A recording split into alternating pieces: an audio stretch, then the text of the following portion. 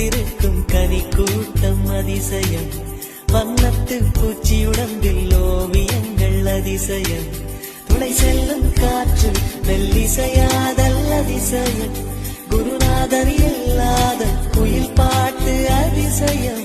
அதிசயமே அசந்து போகும் நீ எந்த அதிசயம்.